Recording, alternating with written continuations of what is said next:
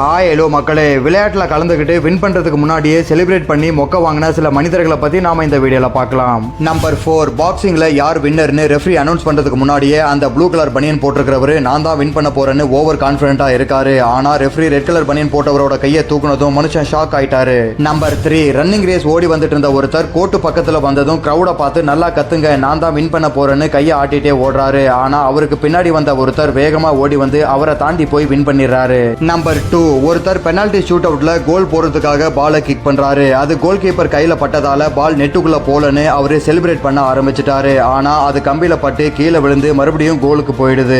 Number 1, bike ரேஸ்ல வேகமா முன்னாடி வந்த ஒருத்தர் பின்னாடி யாரும் வரலன்னு ஸ்டன் பண்ணி செலிப்ரேட் பண்ண ஆரம்பிச்சிட்டாரு. ஆனா பின்னாடி இன்னொருத்தரும் வேகமா வந்துட்டாரு. அதை பார்க்காம மறுபடியும் ஸ்டன் பண்றாரு. அந்த கேப்ல அவரு வின் பண்ணிட்டு போயிட்டாரு.